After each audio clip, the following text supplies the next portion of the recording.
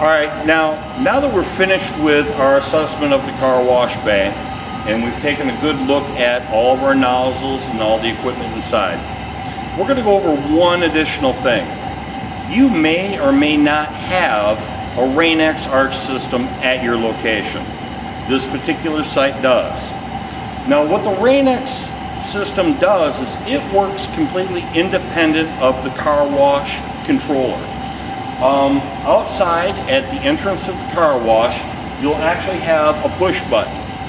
Now what this push button does is when it is pressed, it will arm the RainX system, and as you progress through the wash, the RainX will be dispensed on the vehicle.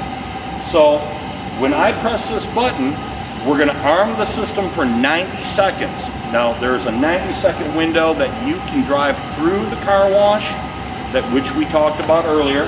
So the system is armed for that same amount of time. So take your time as you go through the wash and know that you're going to be getting your RainX product. We're going to go ahead and press this button right now and arm the system. Now that we've armed the RainX system at the entrance of the car wash, what we're going to do is we're going to walk into the middle of the car wash, and you're going to find your RainX arch directly after your gyro wrap.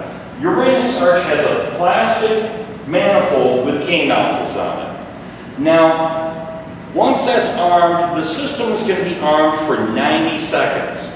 What we're going to do is we're going to take a normal rag and we're going to go ahead and place it over top of the photo eye, which is directly right in front of that arch. Now, what we're going to be looking for coming out of the RainX arch, we want a nice, clean spray pattern. So by placing the rag over the photo eye, it's going to start dispensing that chemical, and we're going to do that right now.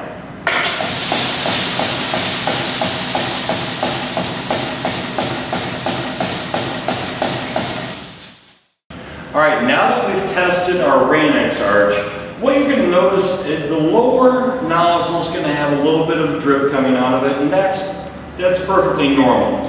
What we want to focus on is part of our preventative maintenance is where the chemical goes into the manifold. You want to make sure that these fittings where the chemical and the air are coming in are not leaking. Also, where the fittings are going into the block and where the block is attached to the manifold. Just make sure we don't have any additional leaks in that area, and you're going to want to check both sides of your arch.